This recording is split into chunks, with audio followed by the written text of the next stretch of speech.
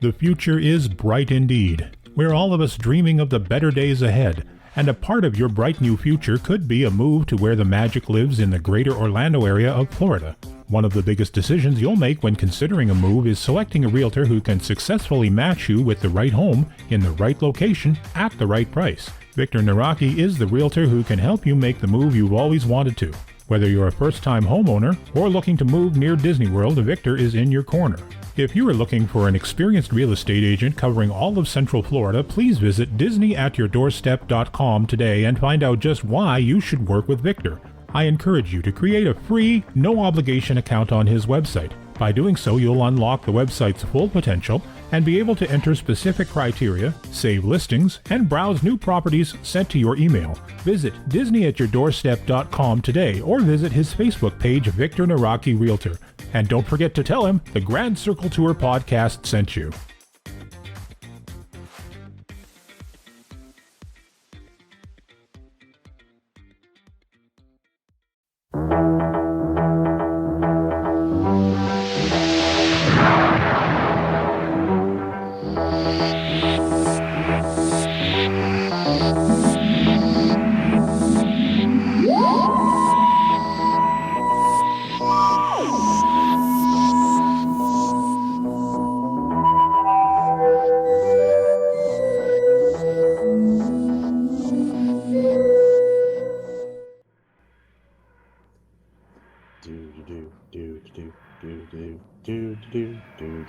Oh, hi, Justin. We're on. We are on.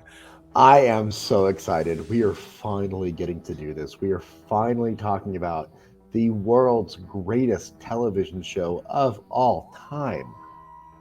At least if you ask Skipper J.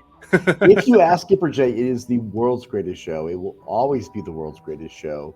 And what I love is, because we're here to help you, the audience, it's coming to Disney Plus in October. November, and we want you guys to know what you're getting into. So what are we doing? This is a brief recap of things, a little bit of going over some of the backstories and such that we think you're going to need to know. And right. So today we're just going to talk about kind of the beginnings. We're going to talk about the first season and where this show began. So this started November of 1963. Well, what was the major historical event that happened the day before the first episode? I used to know this. President Kennedy was shot. That is a whole detour I'm not willing to go into here. We'll do that. We'll do that separately. Yeah, but this was on the BBC. This is over in the UK.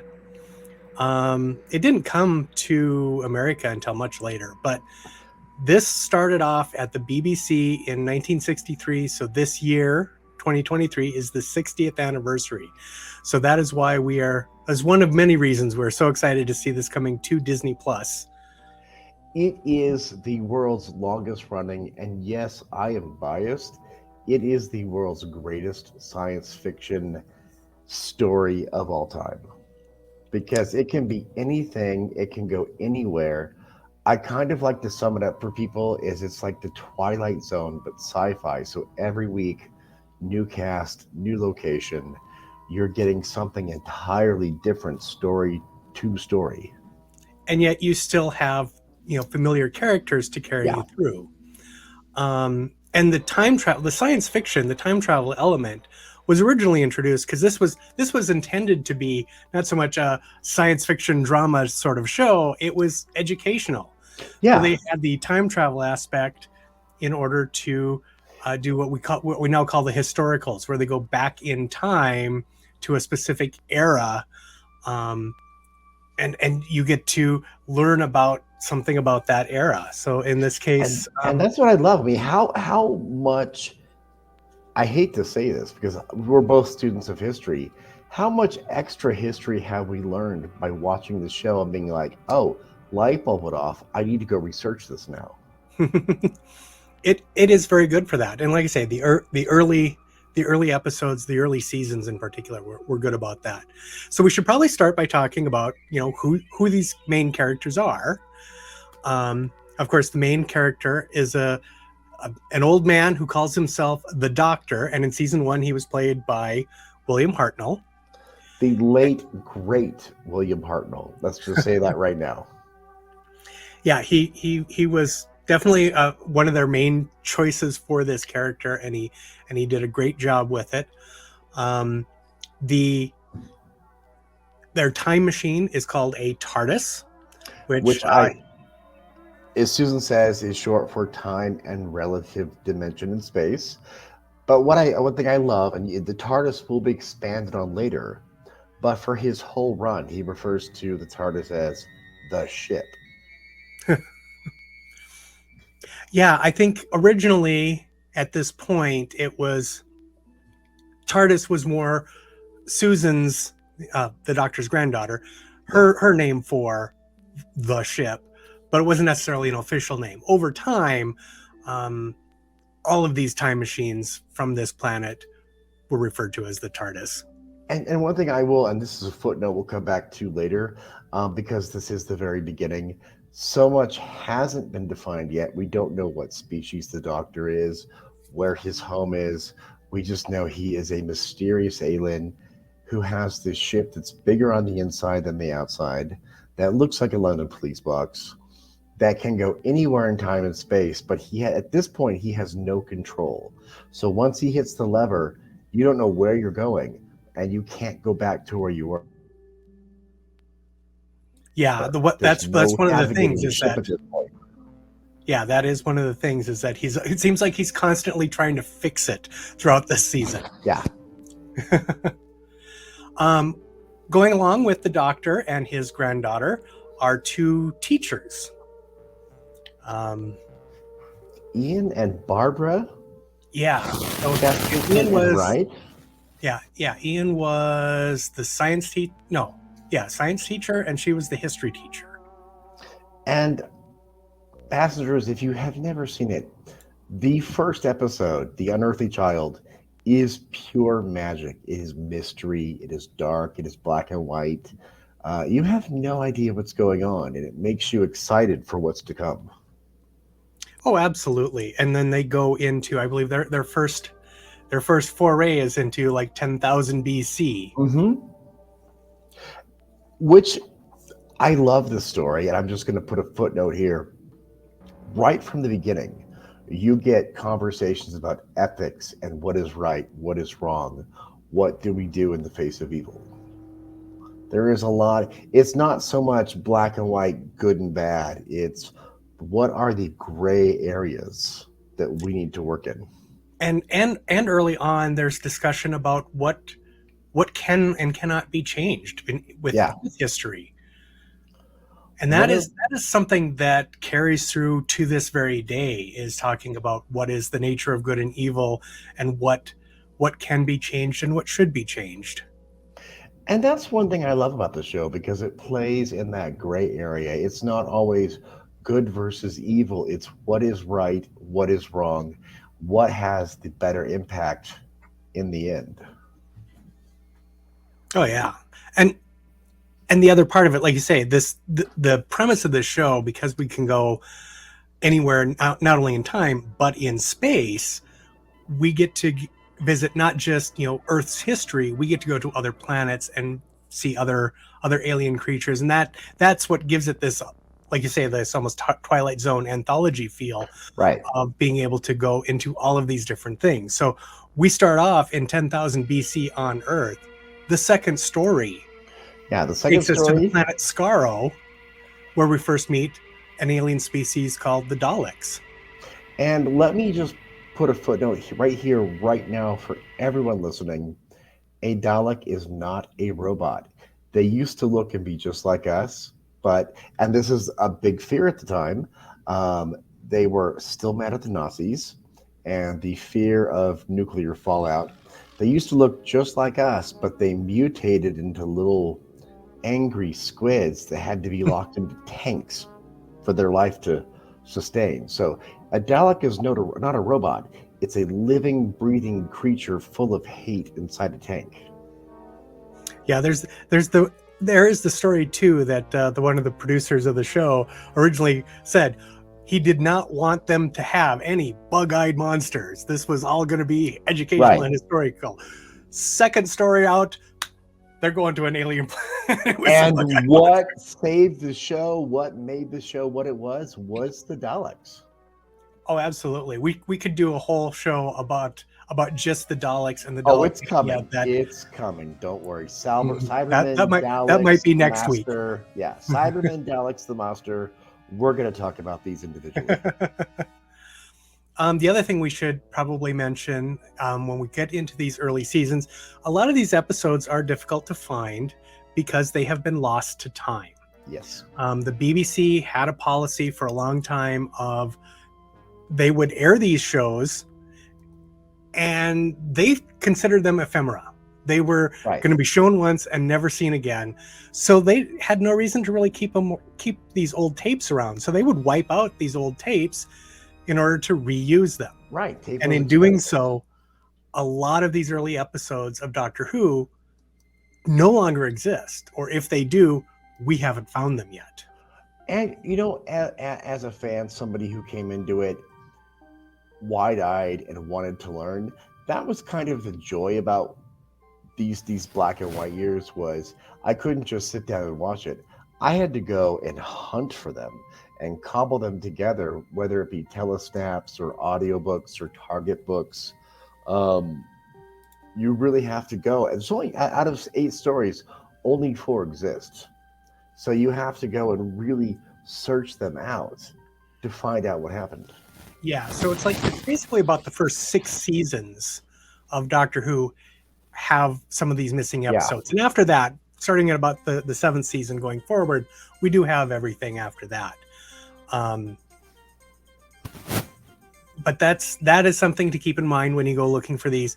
One thing that fans of the day were able to do, they couldn't record. They didn't have VCRs back in 1963. What? But they were able to record audio.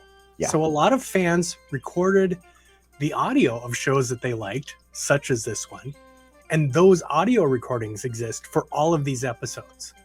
And what's great is you can find those either in iTunes in audiobook form, or what I like to do, we talked about the telesnaps, where they would take actual pictures of the filming. So you'll watch a picture as the audio is played underneath it, and you'll watch it to next picture to next picture. So you get to see it, you get to see what's going on, what people are wearing, you get to hear their voices, and it's like old-time radio. You really make it up in your head when you watch these. Oh, absolutely. And then, yeah, these not only that, you know, they they have like some descriptions and such, because they also have like the old scripts and such, so they can kind of help you fill in the gaps as you're watching along. But yeah, it is an interesting way you can find those. I think most of them are on YouTube. I honestly found it more entertaining to go and hunt for these stories and how to digest them, rather than to just sit down and watch them all in order. There's something more fulfilling about the thrill of the hunt, having to go find them. Yeah, it is a little interesting. It can be a bit challenging, as I say, to find some of these older episodes. But it is worth it to kind of fill in the backstory. But you don't have to feel bad if you don't. A lot of people haven't seen these first 6 seasons or much of them, but they still enjoy the show. When I first started, I didn't see anything prior to season 7. Okay. For many years. So you didn't see any Troughton, any Hartnell. You went straight to Pertwee. Yeah, in fact, I think it was Baker's where I started, and then they eventually started showing the Pertwee ones later. Right. We're Americans. We saw Baker, then Davidson, then Pertwee, because that's how PBS carried it for us. Right. And so that was my introduction. And it was many years later before I was able to track down these earlier seasons.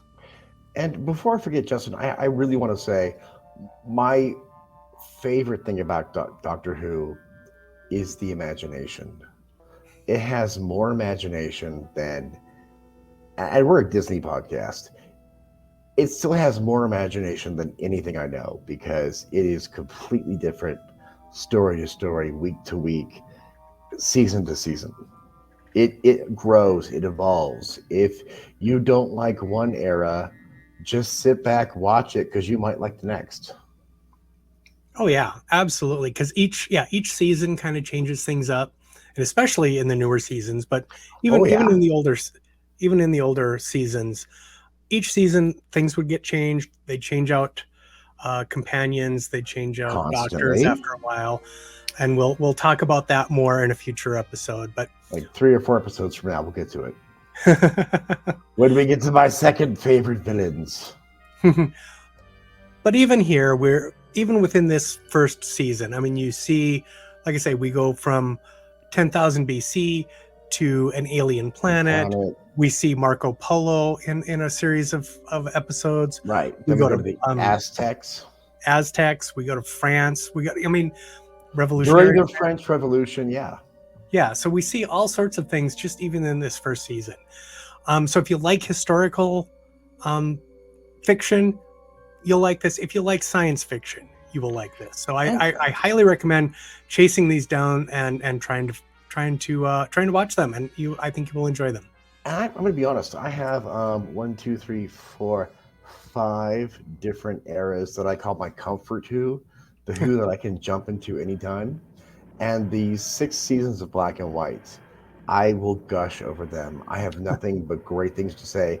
They are comfort Who to be, even though it's new and mysterious and old. I can watch these episodes, these stories anytime. And one of my favorite things about Doctor Who, it does not matter what era of the show you were watching. I was watching the Moon Base the other night, and I commented to Chris that like this could easily be a Ninth Doctor story, a 10th Doctor story, a 12th Doctor story. It doesn't matter when you are watching the show, you are watching the same show. It is the same show as it was when it began 60 years ago. And that seems like a good place to start wrapping this up. We want to keep these kind of short. We're trying to keep them short. One thing I will say, Justin, what I love is how much is established in the beginning. The TARDIS is always the TARDIS. It has the same sound. When it materializes, dematerializes. We have our doctor, our companion. And before I forget, one thing I will say about this first season, especially for being early 60s TV, there is so much character growth between all of the characters in this first season. The Doctor really goes on a journey. And we'll talk about this as Ian and Barbara wrap up and go back to 1965, how much the character of Barbara challenged and changed the Doctor himself to be less alien, and through Barbara and Ian, really, not Susan, he becomes piece by piece the Doctor that we're going to know and love in future seasons. Yeah, he does start off as kind of a cantankerous old man, and gradually he's very alien. He wants to drop them off in the dinosaur age and be like, ha ha, peace out, see ya. So this is a good, I if you really want to be complete, seek out the first season and start there. Season 2 is now available on Blu-ray. Like we said, season 1, you can get Unearthly Child, The Daleks, Edge of Destruction, and Aztecs on iTunes, on DVD, on Blu-ray. The rest of it is for you to find. And like I said, I think that's the fun of these early seasons. Going back, it's like a treasure hunt. You have to go back and find it. And like I say, I think a lot of those telesnaps are available on YouTube, or at least they were last time I was looking. When the show came back and I got into it full time, YouTube was my best friend, because I was able to go back and watch so much of the original series on YouTube. And like I said, the telesnaps and all of the little special interstitials, everything is on YouTube. If you don't, sorry, BBC, if you don't want to pay for it, it's all on YouTube somewhere. And with that, shall we wrap this up? I think we should. Ken, dematerialize.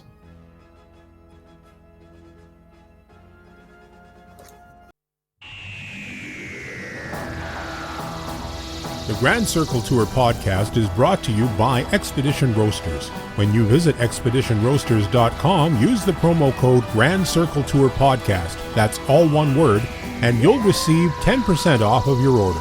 If you would like to keep the adventure going after the show, be sure to like our Facebook friends page, Grand Circle Tour Magical Ticket Holders. While you're on Facebook, like our group page, Grand Circle Tours.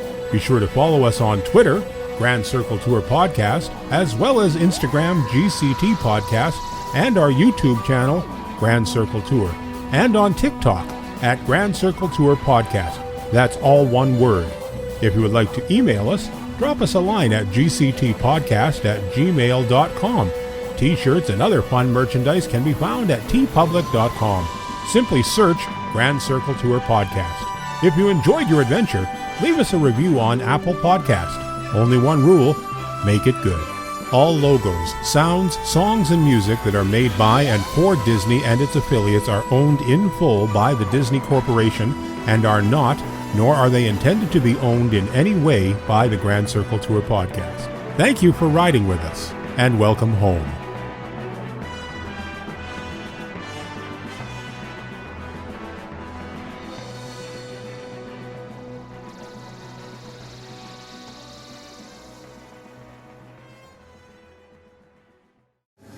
Where is the doctor? Speak. You are a very stupid machine.